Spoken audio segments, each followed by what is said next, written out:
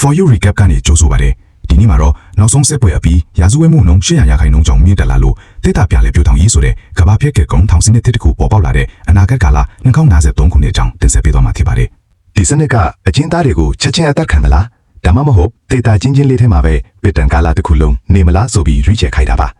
အစားအစာနဲ့ရေကိုတော့အပင်ကနိုင်ငံသားတွေရဲ့သဘောထားအပေါ်မူတည်ပြီးမှရန်ဖန်ရန်ခါထောက်ပံ့ပေးမှဖြစ်ပြီးဘယ်သူမှဆိုထွက်ပြေးဖို့ကြိုးစားရင်ချက်ချင်းအသက်ခံရမှာဖြစ်ပါတယ်ဒီလိုတိတ်တာတစ်လုံးထဲမှာပြည်တံ၄နှစ်ချမှတ်ခံထားရတဲ့ပြင်သက်အမျိုးသမီးအယောက်ဟာဒဏ်ရာအများအများနဲ့အသက်ရှင်ဖို့ရုန်းကန်နေရပါတယ်သူမဟာနောက်ထပ်နှစ်ကျော်ဖြတ်သားဖို့ကြံသေးပြီးမြင်ရေလည်းမရှိစားစရာလည်းမလာပဲတကားပေါက်ကနေရိတာတစ်ချောင်းမြေရောက်လာတာကိုတွေ့ရပါတယ်နောက်ဆုံးမှာတော့သူမဟာလက်လျှော့လိုက်ပြီးအဲ့ဒီရိတာနဲ့ပဲကိုအဆုံးစီရင်သွားခဲ့ပါတယ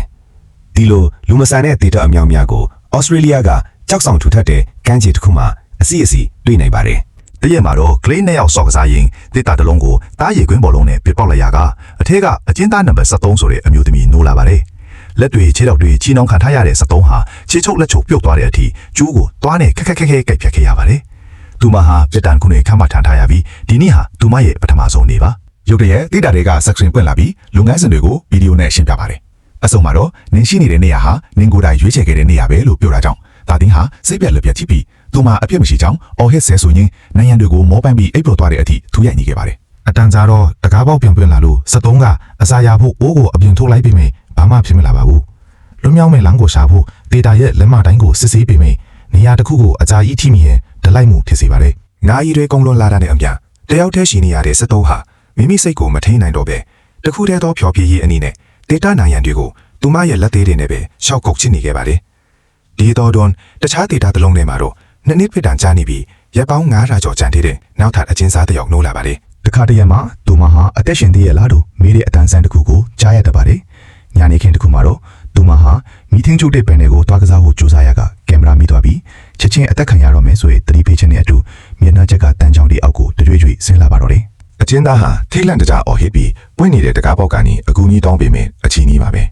တန်ချောင်းကြီးကသူ့မျက်နှာပေါ်နာတင်ရုတ်တရက်ရက်တန်သွားပြီးစနစ်တွေလိုင်းမကောင်းဖြစ်သွားတာမို့ပြီးသွားပြီအထင်နဲ့သူမပြုံးလိုက်မိပါတယ်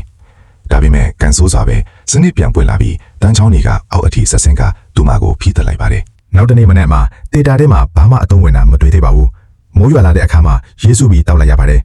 အတန်ကြာတော့မိန်းကလေးငယ်တယောက်တေတာနိုင်ငံသားရောက်လာပြီးသူမရဲ့ဖြစ်တန်ခွန်းဆိုတာကြားရတဲ့အခါ73ဟာနိုင်ငံရေးအကျဉ်းစားဖြစ်ရမယ်လို့ကောက်ချက်ချလိုက်ပါတယ်မိန်းကလေးကရေဖိပြီးအစားအစာဆေးတောင်းအိတ်လေးကမ်းပေးပေးမယ်73ကသူမအဖြစ်မရှိဘူးလို့ပြောတာကိုတော့လီလူးရှူပြီးအကျဉ်းသားတိုင်းရဲ့အနာဂတ်ကိုနိုင်ငံသားတွေကပဲဆုံးဖြတ်မှာလို့တတိပေးသွားပါတယ်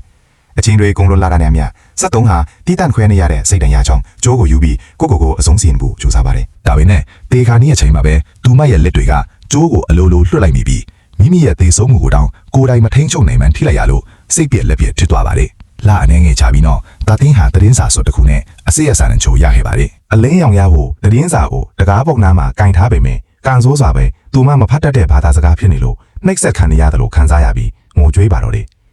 နောက်ပိုင်းတော့ခလေးတွေပြသွားတဲ့တားရီကွင်းပေါ်လုံးကိုအကင်ကနေလှမ်းကောက်ရမည်လို့အလုတ်ရှုပ်စရာတခုရှိသွားပါတယ်ရက်တွေဟာပြင်းစရာကောင်းတဲ့ပုံမှန်လုံရိုးလုံစင်နေပဲကုန်လွန်နေပြီးမကြခင်မှာပဲသူမရဲ့ခန္ဓာကိုယ်ပေါ်မှာဒဏ်ရာတွေပေါ်လာပြီးနေတိုင်းပိုဆိုးလာပါတယ်ဒီအတော့တွင်တခြားဒေတာတစ်လုံးတည်းက9နှစ်ပြစ်ဒဏ်ကြားနေတဲ့အမျိုးသားတစ်ယောက်ကတော့ရက်ပေါင်း1000ဖြတ်တန်းပြီးချိန်မှာစိတ်ဝိညာဉ်မရှိတော့ပဲငါရှိနေတဲ့နေရာဟာငါကိုယ်တိုင်ရွေးချယ်ခဲ့တဲ့နေရာပဲလို့ပဲထက်ခါတလဲလဲပြောနေတဲ့အနှစ်သာရမရှိတဲ့ရုပ်တရက်တစ်ခုလိုဖြစ်သွားချပါတယ်မွန်လွယ်ပိုင်းတစ်ခုမှာတော့ drone တစ်စင်းက73ရက်ဒေတာကိုမယူပြီ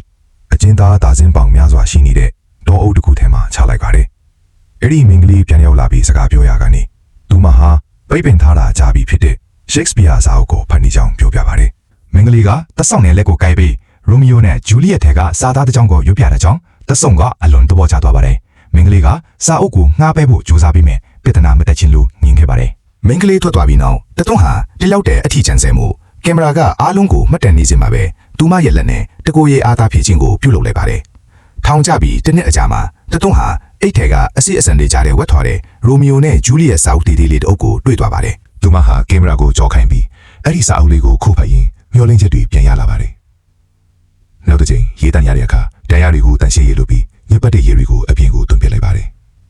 ဒါကိုကင်မရာကရေဖြုံးတိမှုအဖြစ်တတ်မှတ်လိုက်တာမို့တစ်စက်ရဲ့ဒေတာကိုကန်ချီကိုပြန်ရွှေ့ပြလိုက်ပါတယ်မင်္ဂလိပြန်လာပြီးစကားပြောတဲ့အခါမှာမင်္ဂလိရဲ့အသက်က16နှစ်ပဲရှိသေးပြီးတည်ဆုံးသွားတဲ့ညီမလေးနဲ့သူ့ကြောင့်73ကရင်ဖွင့်ပါတယ်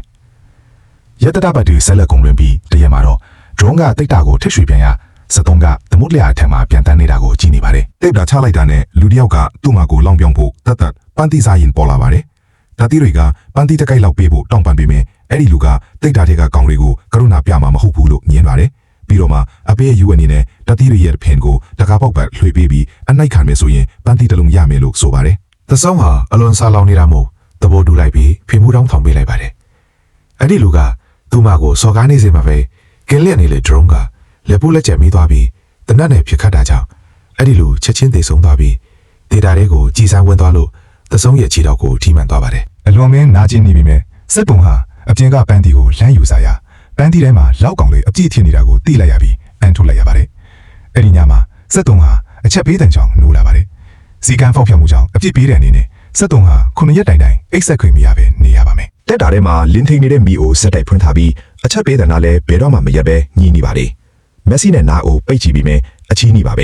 ဲစိတ်အခြေအနေပြပြလာပြီးမက်ဆီမိတ်လိုက်တာနဲ့အချက်ပေးတဲ့ကပြန်မြေလာပါတယ်ဒီလိုအိတ်မပြောတဲ့ရက်တပတ်အတွင်းမှာပဲတာတင်းဟာတက်တာထဲမှာနေရတာနှစ်နှစ်ပြည့်သွားပါတယ်အတန်ကြာတော့သစ်ဆက်သွန်းဟာတိတာအပြင်မှာလူတွေပျော်ရွှင်နေကြတာကိုမြင်ရပြီးစနစ်ကလည်းသူမကိုလွှတ်ပေးဖို့သဘောတူလိုက်ပြီလို့ကြေညာပါတယ်လှပတဲ့အမျိုးသမီးတယောက်တိတာထဲဝင်လာပြီးလက်ဖက်ရည်ခွက်နဲ့ကစားရင်ဒါတွေအားလုံးဟာစိတ်အာရုံခြောက်ခြားမှုသာဖြစ်ပြီးလွတ်မှာမဟုတ်ကြောင်းပြောပါတယ်အမှန်တော့ဒီအမျိုးသမီးဟာဖမ်းဆီးမခံရခင်က73ရဲ့ရုပ်သွင်းပြီးလူဦးနောက်ရဲ့စိတ်ပိုင်းဆိုင်ရာဖြစ်တမ်းမှုတွေကိုရှင်းပြကတရောလောင်ပြောင်းရဲမောနေစဉ်73ကတော့နာကျင်စွာငိုကြွေးနေပါတယ်အပိပိမှုပြီးဆုံးလို့အတန်ပြောက်သွားတဲ့အခါမှာစိတ်အာရုံခြောက်ခြားမှုလည်းပျောက်ကွယ်သွားပြီးဒါကသူမကိုစိတ်တရာအကြီးအကျယ်ရသွားစေပါတယ်ညအနေငယ်ကြပြီးတော့နေ့တကူမီရှုံမီပန်းတွေကိုမြင်ရပြီးစနစ်ကနိုင်ငံရေးအကျဉ်းသားကလေးလိုအားလုံးကိုလူငင်ချမ်းသာခွင့်ပေးတယ်လို့ကြေညာတာမို့တာတင်ကြောက်တဲ့ကြံခဲ့ပါတယ်အဲ့ဒီညမှာပဲသူမရဲ့သွားလေးပါစတင်ကြိုးပေးလာပါတယ်မနက်ခင်းတစ်ခုမှာတော့တက်ကြီးရွယ်ဟိုအမွေသမီးတစ်ယောက်ရောက်လာပြီးသူမတေတာထဲမှာ19နှစ်ဖြတ်တန်းကြရလို့ကိုပုံစံကိုမုံတီချောင်းပြောက73ကိုရိတ်တာတစ်ချောင်းပေးသွားပါတယ်73ကတော့အတုံးမပြောရပါဘူးနောက်ပိုင်းတော့ရှိတ်ဆက်ပြပရိသတ်မလေးဖြန်လာပြီးစာအုပ်ထဲကစာသားကိုရွက်ပြတာကြောင့်ဒီတစ်ချိန်မှာတော့73ကစာကြောင်းကိုအဆုံးသတ်ပေးနိုင်ခဲ့ပါတယ်လာနေငယ်ကြောင်းပြီးတော့ပန်းတီရောက်တဲ့လူနဲ့တွေ့ကြုံခဲ့ရဖို့ကြောင့်73မှာကိုဝန်းရှိလာပြီးဗိုက်ကြီးလာပါတယ်မိန်းကလေးပြန်ရောက်လာပြီးသူမရဲ့လူတွေက73ကိုကယ်တင်ပြီးသူတို့ဆောင်ရှောက်မှုအောက်မှာထားပေးမယ်လို့ပြောစဉ်အချက်ပေးတန်ပွင့်သွားပြီးမိန်းကလေးထွက်ပြေးသွားကတကားပေါက်ပိတ်သွားပါတယ်73မှာအခွင့်အရေးဆုံးရှုံးသွားတာကြောင့်နာကျင်စွာမဲ့အော်ဟစ်ကြံရပါတယ်နောက်ပိုင်းရောက်လာတဲ့လူတစ်ယောက်ကလည်းမီးလောင်နေတဲ့တေတာကိုပြပြီးမြန်မြန်ဆန်ဆန်တေဆုံးခြင်းကသာအကောင်းဆုံးလို့ကန့်လန့်ပြီးမယ်သူမငင်းပယ်လိုက်ပါတယ်73ဟာမျက်နှာချက်ကနေရေစိမ့်တာကိုထွေးပြီးချောင်းနေတဲ့ဝအူတစ်ခုကိုဖြုတ်ကအပေါက်ကိုပိုကြီးလာအောင်မျောလင့်ချက်နဲ့နေတိုင်းကုတ်ချင်နေခဲ့ပါတယ်လာအနေငယ်ကြပြီးတော့73ဟာဒူးထုတ်လိုက်ပြီးကလေးကိုနာကျင်စွာညှို့မှွေးခဲ့ရပါတယ်ချက်ကျူးကိုတွားနဲ့ကြိုက်ဖြစ်ရင်ကလေးကိုပွေးပိုက်ထားစဉ်ဒူရီယာလူတယောက်လဲဆောင်လာလို့စီကန်ဖောက်ဖြစ်တယ်ဆိုပြီးအဆုံးစီရင်ကိုဂတ်စ်တူလွှတ်လိုက်တာမို့73အိပ်ပျော်သွားပါတယ်သူနိုးလာတဲ့အခါကလေးအလူခံလိုက်ရတာကိုတီးသွားပြီးကလေးကိုပြန်ပေးဖို့တောင်းပန်ကိုယူကစိတ်ပြက်လက်ပြက်ဖြစ်သွားပါတယ်